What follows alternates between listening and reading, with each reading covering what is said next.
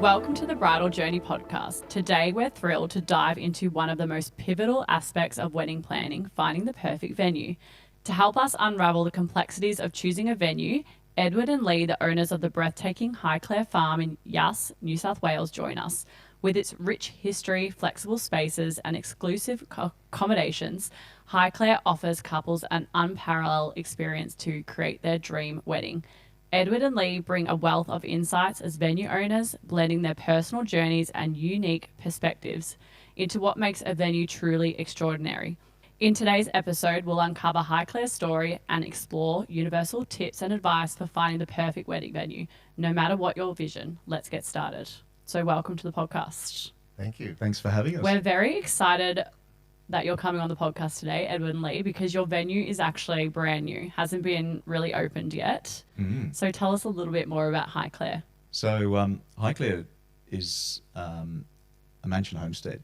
It was a 20,000 acre sheep station back in the 1890s, and we found it 4.5 years ago in a little bit of a derelict state, one working bathroom, and now we've spent just a few million and a lot of time and energy just putting it into what it was. It was a community centre, a place for people to meet. It was a beautiful place, and it's even more beautiful now. Yeah, so, well, it's home. And that's really, we just love it there. It's the Yass Valley, and the community there has really welcomed us, which we're very lucky. And particularly even the family that owned the property for almost 100 years, and they're still our neighbours across the road. They have the original woolshed and a couple of thousand acres still. So it's just a great place. And from just when we arrived, we thought we can really make something of this, and had a vision ourselves and kept chipping away, and it's come to fruition. Wow, like what a great history of the place, and particularly because the old owners are living still across from you as well. Oh, it's fantastic. And David and Jenny, and actually it's David's mum, June, she's 100. So it was amazing so she was born, her 100th birthday was back in May. So she was born in 1924, and so we actually got to go to her 100th birthday. And wow. She is, the story she has, and sharp as a tack still. She would probably love coming there and seeing what you've done with it all as well. We had a nice long lunch with her for about 3 hours, and the story she told us about before the World War II, and then her son has found some great films of her in a beret and a little tie and her breeches, and she was about 7, so it's it would be 1930, and she's jumping with her brother on the back of sheep and riding sheep, and always well dressed. I don't know how they did it. Wow. Always well dressed. And of course, then when it came time for her wedding, she got married there, and there's been, I think, over the centuries, naturally, lots of weddings at the property. So it hasn't been a wedding venue as yet, but it's got a history of having weddings there. How amazing that you can carry that on. So do you have any photos of her wedding up in the hallways? Well, it's slightly different. So because we started this journey of trying to understand the history of the place, but at the same time bring it up into contemporary standard, we've worked with her son, who's 70, and he had his grandfather's negatives. So we found all these great photographs, and we were able to get them reproduced.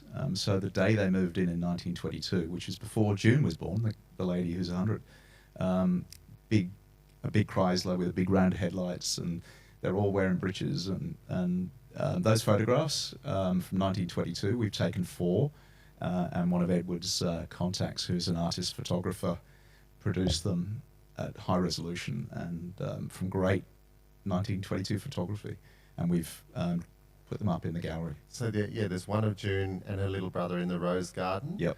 And then one of the homestead itself, and one of the woolshed, and then one of this sort of, what we now call a vintage car, and straight out the front. Yeah. Wow. And so the reason why we have you on the podcast today is because this is going to be a wedding venue. And obviously we delve into weddings with all our podcast guests.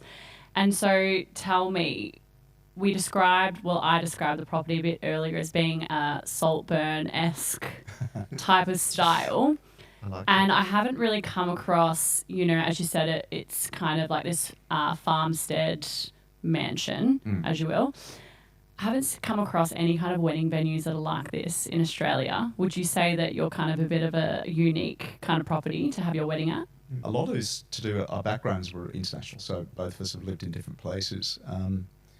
But Highclere itself, it has a tower, and it has quite a modern layout for the time it was built. So it had good bones, and yes, that was there, but you can be slavish to heritage, and you can't be. You've got to be contemporary, you've got to live in it. So we've made some modifications, but if you go back to it as a wedding venue, it's just grand and uplifting, and with particularly Edward's skills, and he'll talk to that. That Saltburn-esque thing you're picking up on is how he's brought his style, sensibility to bringing those layers, so it's larger than life, cinematic. Okay, so the style, I'd call it modern country house, going back a bit to the traditional, in England, and so English country house style, but then where you marry together other elements, in other cultures, so maybe some French antiques. We've got beautiful French mirrors in every bedroom, has above its mantelpiece, and then there's a beautiful Spanish screen down in what we call the drawing room, but then we mix it up with, the contemporary, as like Lee said. You don't want to be slavish to, what typically is heritage house. And I mean, I think it was even another friend now that's seen the transformation sort of said, doesn't look dusty now. So I liked that.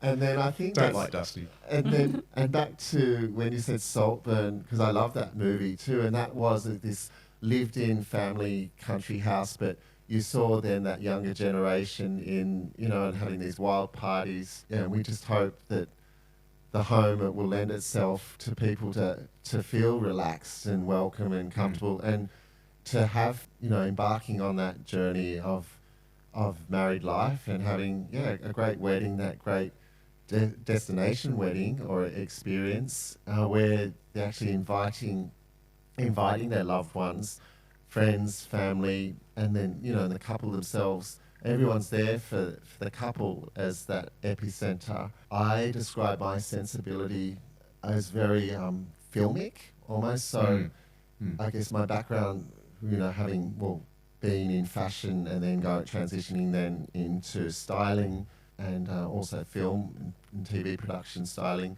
So it's like my view and seeing things in pictures, or how will that look on film. In saying that, it's got to be functional, form and function. You can't be sitting there, I can't sit down anywhere and all this. But when I say that filmic vision, is this going to look good in a photograph? And for Which our is very couples. important for our brides.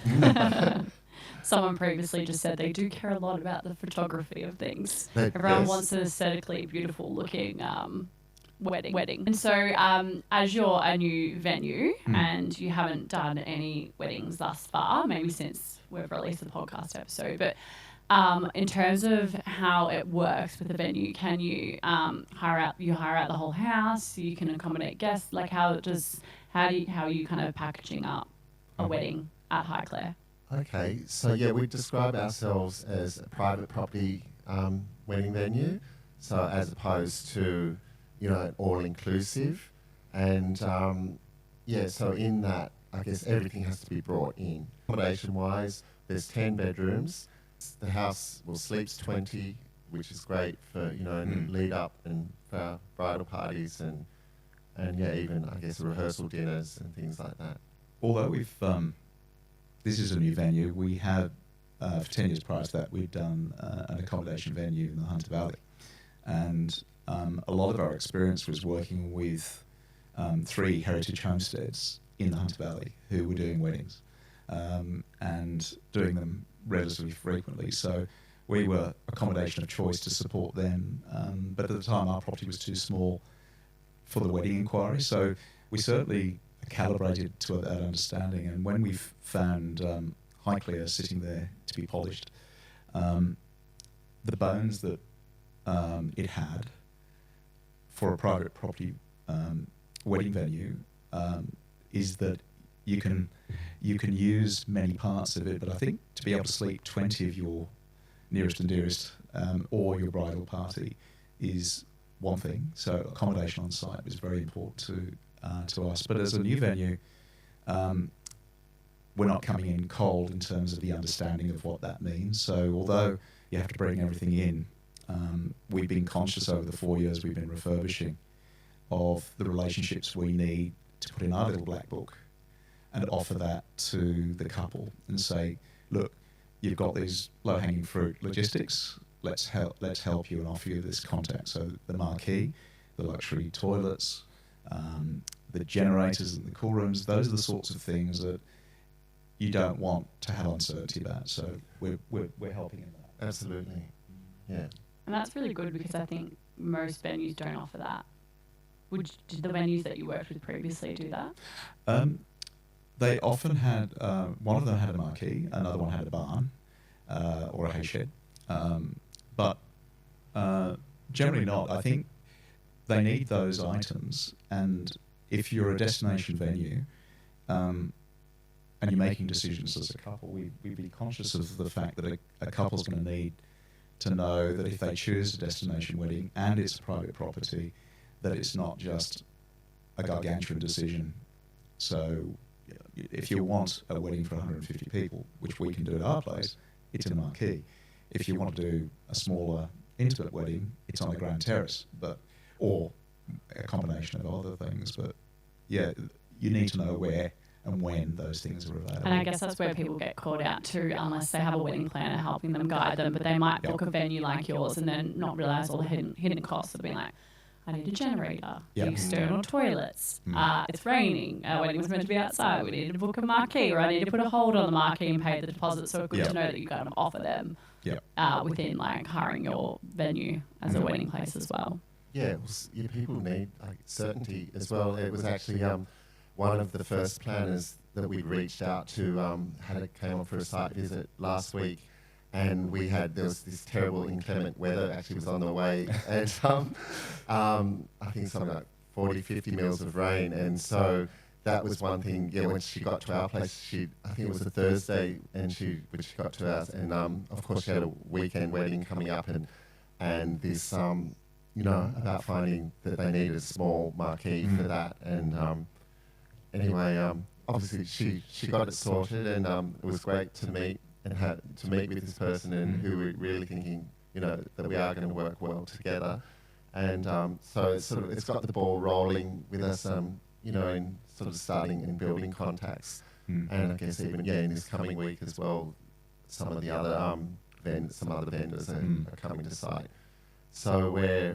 it's sort of actually becoming a reality now for us. Great. And so working in kind of the events industry, working previously with venues, let's just delve into a couple of questions about couples who are looking for a wedding venue as well.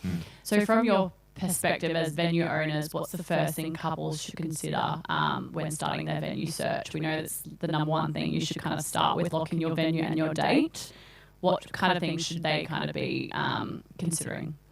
I think it's really important, I guess, that distinction to what I said before between, I guess, something like ours that is the private property venue, or as opposed to then the all-inclusive. And then what it comes down to, I guess, and budgets, very importantly, what will be inclusions and what won't. So I guess, if the couples need to decide between these two types of venue operations and what it is. I suppose as soon as you're engaged, you need your venue, and I think Ed would use the word epicenter. If you choose a venue, then it must be the centre of gravity for everything else that you plan. We want to help remove some of the low-hanging fruit logistics with a little black book, but then you put that aside, and that experience of the couple going forward, if they choose a venue early and they go through that selection that Edward's spoken about, it really is about, do they have a direction, do they have a vision, and what are their negotiables and non-negotiables. And if they're both clear on those things when looking at all the venues, it's got to work with them. But I think for me, I love the word serendipity. And you've got to feel the place. And you've got to know that place is aligned with your vision. Really important. And we just spoke to Kat earlier, who just got married in Rome. And she was talking about kind of creating a bit of a brief, like anchor document of like your mood and aesthetic. Yeah. To just kind of anchor you down, because you can get so caught up in all the noise of things, and things get a little bit complicated and messy. So have that document of how you envision your wedding to look, and kind of start that as an anchor point. So if someone's looking for a wedding, I don't know how you're envisioning weddings at your venue, but they could be a range of things. But just say you want that old money, beautiful aesthetic kind of look and feel, then your venue would kind of be on their list. Do you know what I mean? You couldn't fit something that, you know, kind of how you've decorated your wedding. You might not want to be fitting in something colourful and super modern because it doesn't match the aesthetics of your wedding venue. So I think it's important to kind of match that style with venue. That's a really good point. So I guess, rather than you sort of need to be working, as you said, working in keeping with that aesthetic of the venue, and rather than fighting against it. So you're working in unison. Well, if you're clever with that, if you're clear on your vision, and you know you, as we spoke about, those negotiables and non-negotiables, and you feel that you're in sync with that venue, then, as Edward said, don't fight against it, work with it, and how can it enhance what you want to do, and you don't have to spend the money on, I don't know, the florals or those things. Are the elm trees going to work for you, rather than you having to buy all these green things in? You know, that's an example. What's there? A 3-story tower. Do you want to have a photograph there? You don't have to build something and bring something bespoke that's fabricated as part of your event. So, yeah, it's the sort of things that we can do there. And when working with like a venue such as yours in Yass, would you suggest people that are booking some sort of destination wedding at a venue that perhaps is, you know, off in the countryside, booking the local vendors within that area, or is it just depends? We've been very lucky. I guess we've had a 4-year construction project at the property, and within that, where we've had, you know, used local trades and been very happy in that. Yeah, they've been amazing, but it's had to be a combination of some local as well as then more, you know, say Sydney. So I guess we're wanting to, in being in the private property venue, it's provide that there is the flexibility, that the couples, they're not tied in to, you know, set, you know, we're not dictating the vendors. So I guess it would really come down though to the planner, which, that's an important point. Yeah. It's a very important point. I think the recommendations. Anyone that wants to go through the process of delivering a wedding, and particularly a private property wedding, and you mentioned it before, really is the wedding planner. And the wedding planner is going to have resources available to them, particularly for the creative side. So, you know, our tagline's craft your own unforgettable story. We're a destination venue, but we're an hour from Canberra Airport, so we're 2.5 to 3 from Sydney. So if you want a destination wedding and you're investing in that wedding for yourself, then choose those vendors that are going to work for you to create that vision, and don't be restricted by the venue. I'm just saying use local, but we would encourage local, but, you know, generators local, but maybe your drapery is coming from Sydney. I'm sure it is. So those are the sorts of things we wouldn't be prescriptive of, particularly the creative side. Wedding planners are going to help you. And I just want to also go back to styling as well, which we touched on before. And you mentioned about looking at the venue and keeping it, you know, not investing in florals if you've got like beautiful oak trees and things like that. But how do couples who want to personalise a wedding venue whilst respecting its charm? Is there any like tips, or especially with someone with a big styling background who's styled the venue, what would you kind of do? What we offer is two initial packages. One, and for the smaller weddings under 50, that's they can take place on what we call the Grand East Terrace, and which is literally straight adjacent to the house and homestead itself. And so in terms of that, you really have you don't need too much extra, like with as the backdrop that you already have. It's very heroic of the homestead and the mansion itself. But then other than that, for the larger weddings, they'll take place in the marquee, so which is in between the homestead and then the lake, so you can see the lake. So really, it's a sort of clean slate within then the marquee. The marquee can be styled. I wouldn't go crazy, and that's what you said in terms of like going hot electric colours or anything like that. But I don't think our type of, or our venue would be, appealing or attractive to people who are wanting something more towards that aesthetic. So, but yeah, in terms of there is that flexibility for those, I guess, the larger weddings, when they're going to be in the marquee, and the sort of tone then that's going to lend itself to. I think the other thing for a couple looking at a space is where do you want your ceremony? So it could be on the Grand East Terrace, may or be in the marquee, but there are so many other places. So we mentioned it before, but one of the things we're working on at the moment is by the lake. There are 200-year-old elms, and the boughs drop to the grass, and we cleaned them up 3 years ago, and we focused on that. And we're just in the process of re-establishing that, and we're calling that the elm bough. So it's the sort of place where a couple could look at that and say, that's enchanting, I want that. And then somebody else say, no, I want the more Gatsby look, and I'm going to be on the Grand East Terrace. And or there are some really old gums just around the corner, and I want those in the cockatoos. So I think, going back to your question, if you go back to couples looking at the place, once they've got that vision, and like Kat was talking about, there's such a range of opportunity to adjust to what Highclere's offering, but don't fight against it at the same time. So don't have an industrial style wedding at Highclere. You've got to go and find your industrial space and do it that way. But not that we're saying we're happy to work with them, but why do something that's in conflict with the environment that's offering you so many opportunities?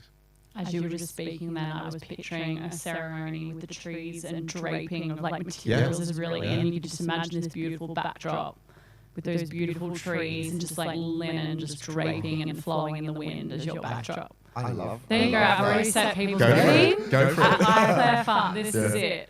Oh, Andy, I love that, because on a similar note, because it actually ends up being almost 4 stories. Yeah, it does. The tower at the back, I'd sort of even imagine sort of like that billowing tour of drapery coming then off the top of there as well. So See, there we go. But I love You and I could be a great dream Let's team stop here. both of you. But you could just imagine this beautiful, and like as you said, that Gatsby feel of like the venue or Saltburn or however you want to kind of go with it. You could just have like so many beautiful touches and personalised things to it. Just ice cubes with your name written on it and like a cocktail, and just really elevate the space with all these like beautiful personalised touches as well. And that's where the inspirations come from, don't they? Did you describe? That's when, and I guess, because I didn't, touch back on that personalisation, as you said, then even having custom flatware things, even bringing those sort of things in as well. And as like what you just said, the ice cubes. I'm feeling that elevation. We're not married, but he's ready to go. Wow, there you go. Hint, hint. You heard it first. Very first wedding at Highclere. That's right. It's a question, and I guess now I'm asking or answering my question, and people may ask, well, you two, you haven't got married, and of course, the equality, we're all, naturally, well, us being a couple and having been for 25 years, we were excited when there was the Yes, for marriage equality in 2017. But by that point, we'd already been together 18 years. So it's kind of... Oh, it's like done. So it's over it. We've gotten this far, we may as well keep going. I don't know, yeah. So now's the perfect opportunity. You've got a wedding venue in place. That's right. Well, all the money's gone into the venue. Yeah, true. No, it's an important point. But 25 years. Not counting. So are there kind of any unique challenges for couples when booking a venue that is a private residence? We know that they need to bring the generator on, or if you're booking a marquee, you need to also organise flooring. Is there any kind of unique challenges with a venue that is private, like a private residence? It depends on the private property venue. So back to our discussion on Little Black Book, the logistics of getting a marquee, people think it's easy, but it's not. And the marquee's got to arrive at the right time. It's got to be anchored in if there's a high wind. There's got to be a floor. We've made sure there's a marquee ground, so it's all labelled and compacted, but you still need a floor on it. So in that respect, the marquee provider we enter into an exclusive relationship with will be available for the couple. So we don't want to have multiple marquee providers churning up the ground and the next wedding arrives and the ground's not suitable, so we've got to do that. And I think a lot of people, suppose, too, want a beautiful luncheon, long lunch outside, which you don't see often, but I think this is what people are really starting to do, is do like a long lunch that's outside in the garden. Yeah. But then at least have the option there of the marquee if things, if the weather's looking quite bad. It's always important to have backup plan. You must have a contingency plan on private property as well. And I think that's the thing that we're trying to do, is remove as we spoke about earlier, those things like the generator, the cool room, the marquee providers, someone we nominated. This is who they are. But go ahead and be creative. Go and do all that. Choose all those other vendors, but these things will solve your problems to get those things done. Look, I think other things that in choosing a private property, in your negotiables and non-negotiables, will be, what's your curfew time? Is there enough accommodation? Beyond the 20 people we can accommodate, so that's great. Where are the other guests staying? Yass has fortunately got a lot of good quality motels, but you've got to make sure that there's nearby accommodation, the transport is available, and then you go beyond that, is the bump in and bump out. How does it work for your other vendors coming to this place, and when do they arrive, when do they leave? The benefit is that the wedding event can occur with you there in the accommodation, and the inner group of that wedding are there prior and during the setup, and getting ready for the wedding and the event itself. So that's a benefit, but the logistics have to be thought through, and the wedding planner for a private property venue is very important in sifting through those questions when you're looking at different competing venues. So with Highclere, what kind of couples and demographic would do you envision getting married there? Are we talking Gen Z, older couples, renewing vows? What kind of demographic? I would say the Gen Z, very much. And I guess, what we have been seeing is really, that high-end luxe visions of like Slim Aarons, influences. Even that way you said Gatsby and things like that, you can really achieve that in, on the grounds. Just because we're in a regional location, both of us have international backgrounds. We've both lived in multiple countries, and we brought that sensibility. Highclere itself is for the couple that wants that elevated experience that's just naturally cinematic or filmic, whatever you want to call it, and that it, for your guests, it elevates the mood. One of the things about, I moved a lot when I was a kid, but the one thing about going to a destination wedding is when you're not in your familiar environment, creates an uplifting sensibility to the whole group that are there, and you can't get that by just doing around the corner. So I think you've got to draw on what the destination is going to create as a mood, as well as how you then craft your own unforgettable story. How do you do that? in a space like that. So the couples, Jen said, who want that elevated experience. I love how you said that. The couple, like it's you don't get that around the corner. It's that kind of bringing that community and family together. That you go on this experience and journey together. It's really meaningful then. Memory. And I love the Slim Aaron's reference because we had a bride get interviewed. Can't remember who it was, but she said her wedding theme that she wrote on an invite for guests to wear was like a Slim Aaron's pool party. Oh, that was her And I was thing. like, that's such a cool niche, but quite cool And aesthetic. I guess, well, then, people could say it's, easily readable. And I bet it all then came together, when you would have seen that wedding. Then you can see it, can't you? I can visualise that. Yeah. And so what is the best thing about Highclere?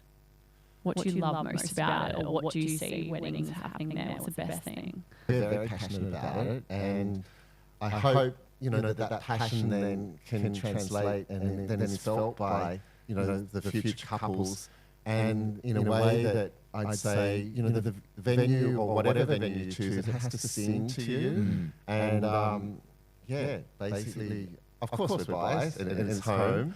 But a feature that, and people always comment on this feature, when you go into the main hall, is this amazing staircase that goes then up to, to then the three internal levels and then onto the rooftop terrace. And we've had people young, unmarried, and Gen Z, and they said, I could just imagine my wedding day and I'm coming down this staircase. So to me, that staircase is, I'd call that a hero or hero of the house. I think I'm crazy. I've actually more on one occasion I hugged the house. I love it because it was handmade by people, and there's been generations who've been there.